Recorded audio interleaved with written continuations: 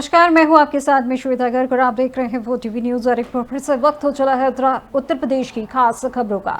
आगरा के कुबेरपुर में चल रहे रक्त स्वाभिमान सम्मेलन के दौरान उस समय हालात तनावपूर्ण हो गए जब पुलिस की मौजूदगी से युवा आक्रोशित हो उठे और इस दौरान क्षेत्रियों ने पुलिस के सामने ही तलवारें लहराई और डंडे भी चलाए हैं। वहीं बढ़ते आक्रोश और भीड़ की तीव्र प्रतिक्रिया को देखते हुए पुलिस को मौके से पीछे हटना पड़ा और इसके साथ स्थिति को देखते हुए स्थानीय प्रशासन सतर्क हो गया। वहीं सम्मेलन स्थल पर भारी पुलिस बल तैनात किए जाने की संभावना है। इस वक्त की बड़ी खबर आगरा से दिखाई जा रही है, जहां रक्त स्वाभिमान सम्मेलन के दौरान एक विवाद हुआ है। उसको लेकर बताया जा रहा है कि आगरा के कुबेरपुर में चल रहे रक्त स्वाभिमान सम्मेलन के दौरान हालात तनावपूर्ण हो गए जब पुलिस की मौजूदगी से युवा आक्रोशित हो उठे हैं और इस दौरान क्षेत्रियों ने पुलिस के सामने ही तलवारें लहराई और डंडे भी चलाए हैं। और इस खबर पर ज्यादा जानकारी के लिए हमारे साथ हमारे संवाददाता अमन वर्मा लाइन पर जुड़ चुके हैं। तो अमन, जिस तरीके से कार्यक्रम स्थल पर जो पुलिस को देखकर युवा भड़के हैं, उसके संबंध में क्या कुछ जानकारी मिल पा रही है? प्रियंका जी, देखिए, दरअसल बात यह है कि आगरा में करनी सेना का जो प्रदर्शन था, यह अब करनी सेना का ना होकर क्षत्रिय महासभा का हो गया है। यहाँ पर तमाम युवक आज तमाम पार्टियों से, यहाँ पर राजा भैया की पार्टी जनसत्ता पार्टी का इसको समर्थन था। तमाम युवा आज आगरा से ही नहीं परंतु राजस्थान, हरियाणा क्षेत्र से यहाँ पर उपस्थित थे। पुलिस बल को देखते हुए युवाओं में भारी आक्रोश रहा। तलवारें पुलिस के सामने ही फहराने की तैयारी शुरू हो गई। वहां करनी सेना के राष्ट्रीय अध्यक्ष श्री शेख रजावत जी ने कहा है कि अगर 5 बजे तक रामजीलाल सुमन ने माफी नहीं मांगी तो यह पूरी 3 लाख की सेना वहां पर उनके घर के बाहर प्रदर्शन करेगी। तो जो पुलिस बल है वो ऑलरेडी पर्याप्त मात्रा में रामजीलाल सुमन के घर के बाहर है, लेकिन अगर सभा से अगर लोग वहां से रुकते हैं और रामजीलाल सुमन की तरफ आते हैं तो पुलिस के लिए यह बहुत ही सरदर्दी का काम शुरू हो जाएगा, क्योंकि पुलिस के पास जो पुलिस ने प्रशासन लगाया हुआ है वो 3 लाख की भीड़ को सामना करने के लिए उपयुक्त नहीं है। जी अमन, जिस तरीके से पुलिस को देखते हुए युवा जो भड़के हैं, वो किन कारणों के कारण युवा भड़कने की बात कही जा रही है? क्या मतलब पुलिस ने उनको रोकने की कोशिश की थी जिसके कारण युवा वहां पे भड़के हैं? नहीं जी, अभी कुछ दिन पूर्व जब करनी सेना के कुछ लोगों ने बेसिकली जब रामजीलाल सुमन के घर पर जाकर माफी मांगने का प्रदर्शन जो किया था, उसमें पुलिस बल और करनी सेना का आपस में मतभेद हुआ था। तो जिसके कारणवश जब उस सभा के अंदर पुलिस आई तो उसको देखकर उनके मन में वही भावना जागृत हुई और उन्होंने पुलिस को देखकर तलवारें और डंडे खुलेआम फहराने की कोशिश की। जी, तो अभी अमन मौका है वहां पर संजीव त्यागी पुलिस आयुक्त उपयुक्त थे, उसके बाद भी वहां पर तमाम तलवारें और डंडे आसमान में चढ़ाए जा रहे थे। तो अभी अमन, वहां पे किस तरीके के हालात देखे जा रहे हैं? किस तरीके के हालात वहां पर बने हुए हैं? बेसिकली अगर अभी देखा जाए तो यहाँ पर सभा स्थल के पास ही लोग एकत्रित हैं, लेकिन सभा स्थल तक पुलिस प्रशासन भी स्ट्रॉन्ग फेवर पे है। लेकिन सभा स्थल तक अगर देखा जाए तो मामला कंट्रोल में है, लेकिन अगर जो उनका कहना है कि अगर 5 बजे तक रामजीलाल सुमन माफी नहीं मांगता है तो वह रामजीलाल सुमन के घर पे कूच करेंगे। जी, बहुत बहुत पिछली बार मात्र 50 से 100 लोगों ने, जब करनी सेना के लोगों ने जब रामजीलाल सुमन के घर पे आए थे तभी तबाही मचाई थी, काफी पुलिस बल को चोट आई थी और तमाम करनी सेना के कार्यकर्ताओं को आई थी। लेकिन आज की भीड़ 3 लाख की है। वैसे अगर देखा जाए तो प्रशासन ने भी काफी तैयारी करी है, काफी बल प्रयोग किया हुआ है, लेकिन 3 लाख की भीड़ को देखते हुए उनके लिए काफी गर्मा गर्मी का माहौल पैदा हो सकता है। जी अमन, जिस तरीके से आपने अभी हमें ये बताया कि पिछली बार जब इस तरीके से ये लोग पहुंचे थे और मात्र 50 लोग वहां पे मौजूद थे, उस दौरान कुछ लोग घायल हुए थे, क्या आज जो ये घटना घटित हुई है, जिस तरीके से तलवारें खींची गई हैं, क्या उसमें किसी भी हादसे की जानकारी मिल पाई है? क्या किसी के घायल होने की सूचना मिली है क्या? नहीं, इसमें घायल नहीं है। इसमें क्षत्रिय, बेसिकली अगर देखा जाए तो ये क्षत्रिय प्रदर्शन कह सकते हैं। वहां पर करनी सेना का नाम, करनी सेना के बैनर तले आज एक बहुत बड़ा उत्तर प्रदेश का क्षत्रिय महासम्मेलन हुआ है, जिसमें तमाम क्षत्रिय बरादरी उपयुक्त है, जो एक दूसरे के प्रति या अन्य किसी और के प्रति नहीं, सिर्फ अपनी शक्ति का प्रदर्शन देखने के लिए आसमान पर तलवारें और डंडों कराया जा रहा है। किसी व्यक्ति के विशेष पर चोट पहुंचाने के लिए नहीं, सिर्फ शक्ति प्रदर्शन के लिए यह प्रदर्शन किया जा रहा है। क्योंकि जिस तरीके से हालात तनावपूर्ण हुए हैं, उसके चलते जिस तरीके से तलवारें निकाली गई हैं, तो वहीं पर इतनी लाखों की तादाद में जो लोग वहां पर पहुंचे हैं, तो उसी के चलते ये सवाल किया गया था कि वहां पर किसी तरीके की कोई घटना तो नहीं हुई है। जी हाँ, अभी तत्प्रभाव घटना कोई घटित नहीं हुई है, लेकिन जो शेखावत जी हैं, जो करनी सेना के अध्यक्ष हैं, उन्होंने अपने जूतों का त्याग किया हुआ है। वे जब तक जूते नहीं पहनेंगे तब तक ये सभा पूरी संगठित नहीं हो जाएगी। और दूसरा, आज उन्होंने एक और वचन दे दिया कि अगर रामविलास सुमन ने 5 बजे तक माफी नहीं मांगी तो यह सभा उनके घर के बाहर समाप्त होगी। जी, बहुत बहुत शुक्रिया अमन, हमारे साथ इस खबर पर जुड़ने के लिए। तो ये थे हमारे संवाददाता अमन वर्मा, जिन्होंने बताया कि किस तरीके से आगरा के कुबेरपुर में चल रहे रक्त स्वाभिमान सम्मेलन के दौरान उस समय हालात तनावपूर्ण हो गए, जब पुलिस की मौजूदगी में युवा आक्रोशित हो उठे और इस दौरान क्षत्रियों ने पुलिस के सामने ही तलवारें लहराई और डंडे भी चलाए हैं। और वहीं बढ़ते आक्रोश और भीड़ की तीव्र प्रतिक्रिया को देखते हुए पुलिस मौके से पीछे हटना पड़ा है और इसके साथ ही स्थिति को देखते हुए स्थानीय प्रशासन सतर्क हो गया है।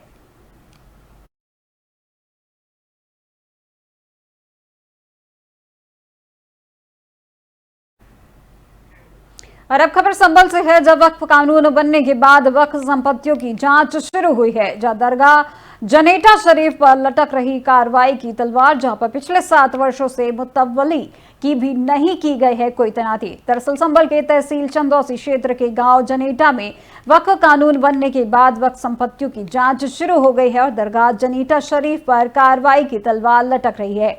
जहां वक्फ प्रॉपर्टी की निजी उपयोग और सरकारी जमीन पर ईदगाह बनाने के आरोप लगे हैं। पिछले 7 वर्षों से मुतव्वली की तैनाती भी नहीं की गई है। वहीं प्रशासन की टीम ने दरगाह कमेटी से दस्तावेज मांगे हैं और यदि वैध दस्तावेज उपलब्ध नहीं कराए गए तो प्रशासन सख्त कार्रवाई कर सकता है।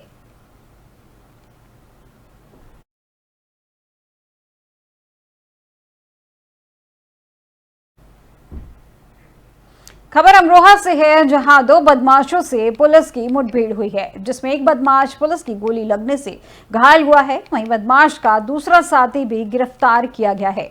बताया जा रहा है कि इस मुठभेड़ में एक इंस्पेक्टर हर्षवर्धन भी घायल हुआ है, जब बदमाश शानू कुरैशी और दूसरा तंजीम कुरैशी गिरफ्तार हुआ है।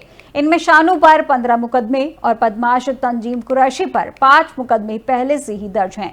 ये दोनों बदमाश संभल जिले के रहने वाले बताए जा रहे हैं और ये दोनों बदमाश गोकशी की फिराक में थे और इनके पास से 2 तमंचे, 2 कारतूस और एक बाइक बरामद की है। यह मुठभेड़ डिडौली पुलिस क्षेत्र के जंगलों में हुई थी।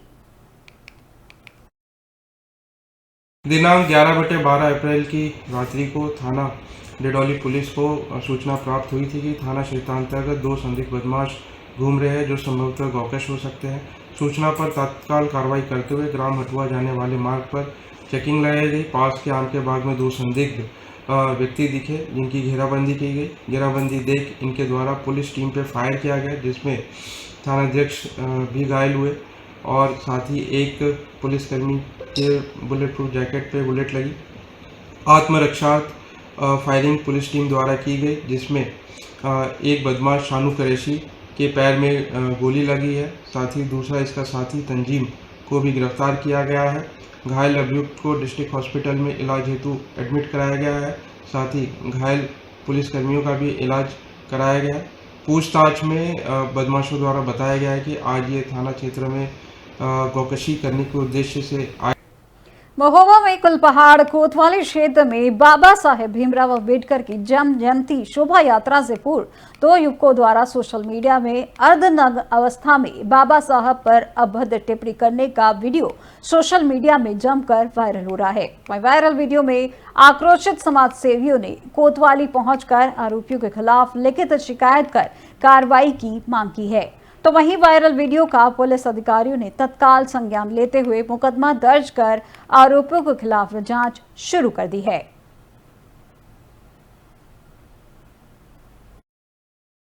सोशल मीडिया में वायरल एक वीडियो के माध्यम से देखा गया कि कोई एक व्यक्ति है जो कि बाबा साहब के खिलाफ बहुत ही अभद्र भाषा का उपयोग कर रहा था। तो अब इस प्रकार से जो भारत के एक महान भारत रत्न हैं और उनके खिलाफ इस प्रकार की अमर्यादित भाषा बोलने से क्या है कि समाज का माहौल खराब होता है।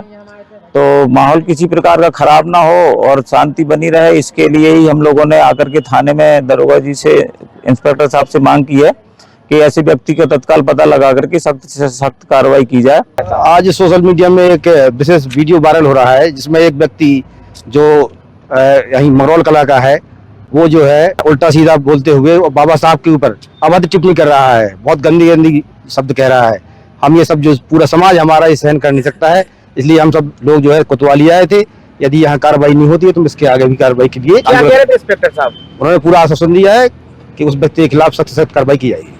कुछ शरारती तत्वों ने बाबा साहब के बारे में बहुत गलत बात की है। ऐसे शरारती तत्वों के खिलाफ कठोर से कठोर कार्रवाई होनी चाहिए और हम ये मांग शासन और प्रशासन से करते हैं कि जो भी धाराएं हों ज्यादा से ज्यादा लगाई जाए। आज सोशल मीडिया के माध्यम से एक वीडियो संज्ञान में आया है जिसमें कुछ व्यक्तियों द्वारा अभद्र टिप्पणी की जा रही है। उक्त वीडियो का संज्ञान लेते हुए उनके विरुद्ध कठोर विधिक कार्रवाई अमल में लाई जा रही है। मीडिया के माध्यम से ये संदेश देना है कि यदि कोई भी व्यक्ति इस तरह की अभद्र टिप्पणी करेगा, ऐसी अपमानजनक भाषा का प्रयोग करेगा जिससे किसी भी समाज की भावना को ठेस पहुंचे, तो उसके विरुद्ध कठोर से कठोर। अब खबर हापुड़ से है, जहां अचानक आई बारिश और तेज आंधी एक गरीब परिवार पर आफत बनकर टूट पड़ी है। दरअसल बाबूगढ़ थाना क्षेत्र के गांव होशियारपुर गढ़ी में बारिश और तेज आंधी के चलते एक गरीब परिवार की मकान की छत भरभराकर गिर पड़ी, जिसमें मकान के अंदर रहने वाले लोग बाल बचे हैं व कुछ लोग मामूली रूप से घायल हुए हैं। वहीं मकान की छत गिरने से गरीब परिवार के लाखों रुपए का सामान टूटकर बेकार हो गया है। वहीं मौके पर पहुंचे इंस्पेक्टर विजय गुप्ता ने गरीब परिवार का हाल चाल जाना और मामूली रूप से घायल हुए लोगों को अस्पताल ले जाकर उपचार कराया है। वहीं इंस्पेक्टर बाबूगढ़ विजय गुप्ता का कहना है कि बेहद ही गरीब परिवार है और जो भी सरकारी मदद हो सकती है उसका हर संभव प्रयास किया जाएगा।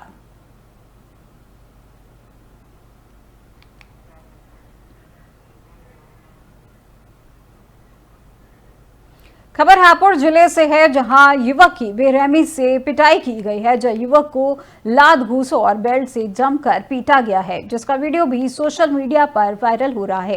वहीं मारपीट का वीडियो सोशल मीडिया पर वायरल होने पर पुलिस मामले की जांच में जुटी हुई है। यह पूरा मामला पिलखुआ कोतवाली क्षेत्र के गांव कस्तला कासमाबाद का बताया जा रहा है।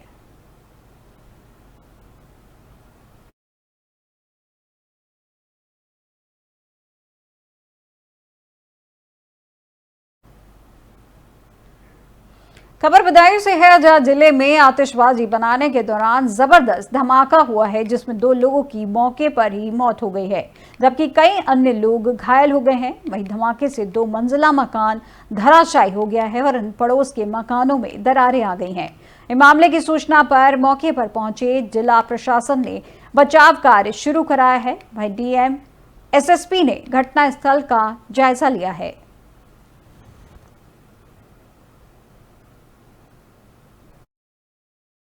ये आज नगरिया चिकन ये गांव है जिसमें राहुल का आवास था, जिसमें विस्फोट हुआ है। बताया ये जा रहा है कि इसने जो यहाँ पर आतिशबाजी इकट्ठा की उसमें विस्फोट हुआ। इस वजह से एक ऊपर जो कमरा बना हुआ था फर्स्ट फ्लोर पे, उसका लिंटर ढहा है और इसमें राहुल की, जिसकी उम्र करीबन 35 साल होगी, और एक और उसका साथी जो उसके साथ काम कर रहा था मनोज, जिसकी 40 करीब उम्र होगी। इन दोनों की डेथ हुई है। बाकी उसके परिवार के सभी लोगों को सेफली बाहर निकाल लिया गया है और उपचार के लिए यहाँ से भेज दिया। इंस्पेक्टर सीओ और पीआरवी हमारी फायर सर्विस की गाड़ियाँ वहाँ गई, एम्बुलेंस आ गए और जो 2 की तो मृत हो गई यहीं पे मौके पे ही देखा गया। 2 बच्चे घायल हैं जिनको प्राथमिक उपचार के लिए भेजा गया है। बाकी अभी लगातार जो भी लिंटर गिरा है उसका मलबा हटाने का काम चल रहा है और लगभग घर में छानबीन हम लोगों ने कर ली है।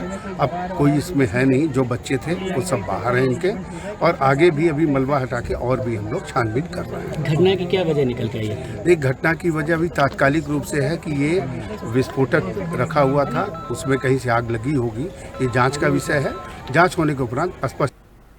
बिजनौर के किरतपुर थाना क्षेत्र के शाहपुर सुखा गांव में एक बड़ा हादसा हुआ है, जिसको लेकर बताया जा रहा है कि विपिन कुमार के मकान पर प्लास्टर का काम चल रहा था और इस दौरान अचानक दीवार का बीम गिर गया और इस हादसे में 4 मजदूर मलबे में दब गए और इनमें खटाई गांव के मोहम्मद शमीर, मोहम्मद उवैस, कासिम और सरफराज शामिल थे। सभी घायलों को कल्याणी हॉस्पिटल किरतपुर में भर्ती कराया गया है, जिनमें सरफराज की हालत गंभीर होने के कारण डॉक्टरों ने उसे हायर सेंटर रेफर कर दिया है। परिजन उसे एम्स ऋषिकेश ले जा रहे थे, लेकिन रास्ते में ही सरफराज की मौत हो गई। बाकी 3 घायल मजदूरों का अस्पताल में इलाज किया जा रहा है।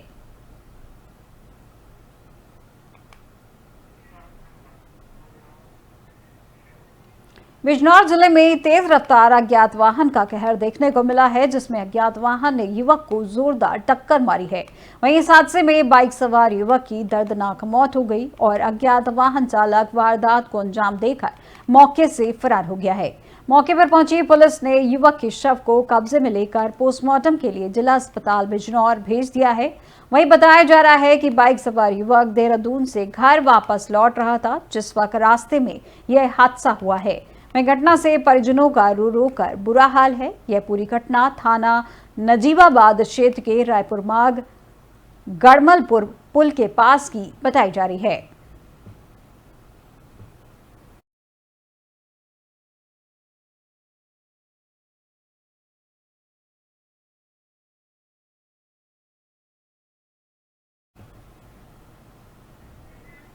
खबर शाहजहांपुर से है, जहां खेतों में भीषण आग लगी है, जिसमें कई एकड़ गेहूं की फसल जलकर राख हो गई है। वहीं किसानों ने आग बुझाने का प्रयास किया है और ये पूरी घटना थाना खुदागंज के जलालपुर क्षेत्र की बताई जा रही है।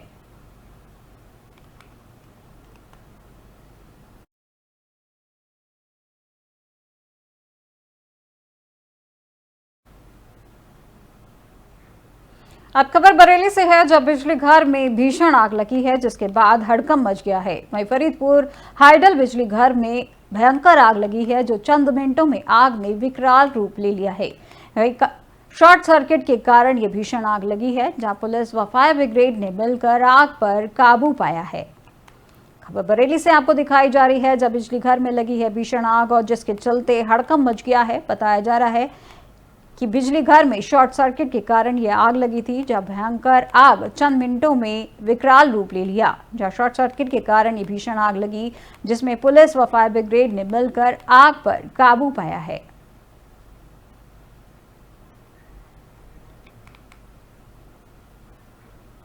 खबर महोबा से है, जहां डग्गामार वाहनों में क्षमता से 10 गुना अधिक मासूमों को बैठाकर गंतव्य तक पहुंचाया जा रहा है और कुल पहाड़ में नियमों को ठेंगा दिखाया जा रहा है। खुलेआम स्कूली बच्चों को काल रूपी ओवरलोड डग्गामार वाहनों में सफर कराया जा रहा है, जिसमें प्राइवेट स्कूल संचालकों के द्वारा ही डग्गामार वाहनों से मासूम बच्चों को घर पहुंचाया जा रहा है, जो कैमरे में कैद हुए वीडियो में साफ तौर पर देखा जा सकता है।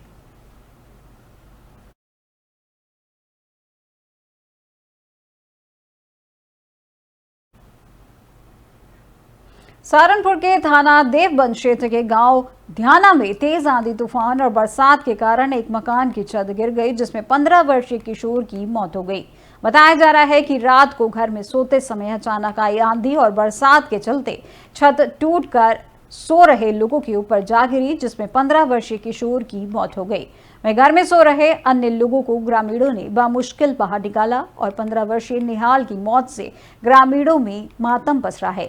वहीं निहाल के पिता शंकर ने बताया कि अब उनके पास रहने को मकान भी नहीं है। वहीं बरसात और आंधी के चलते उनका मकान गिर गया है और बेटे की मौत हुई है। रात में सोते टाइम छत गिर गई, इसलिए डेथ हो गई। मौसम खराब था, नहीं हवा चल रही थी और बारिश का बूंदाबांदी। अब आप लोग क्या चाहते हैं? सर पोस्टमार्टम के लिए है फिलहाल। तो जिला प्रशासन से क्या उम्मीद करते हैं? उम्मीद यही है कि उन्होंने बोला कि कुछ हेल्प हो जाएगी, पोस्टमार्टम करा लो, कच्चा मकान ठीक ठाक सा हो जाए, कुछ उसकी भाई की हेल्प हो जाए। हमारे तूफान था जी, बहुत बारिश भी थी, उसमें बारिश होने से जी वो जो कच्ची छत थी वो पानी पी का और वो नीचे जो गाटर था बीच में गाटर टूटा जी वो, और छत के नीचे सब दब गई, दोनों दब गई। लोग दो थे। किस किस को चोट आई है? क्या वो जो बेटा था वो तो एक्सपायर होगा जी, और जो बाप उसको थोड़ी गुम चोट है, थोड़ा इधर कनपट्टी में इधर भी है। रात में उत्तर प्रदेश की अब तक की खबरों में फिलहाल बस इतना ही और देश दुनिया की तमाम जानकारी के लिए देखते रहिए 4 TV न्यूज। नमस्कार।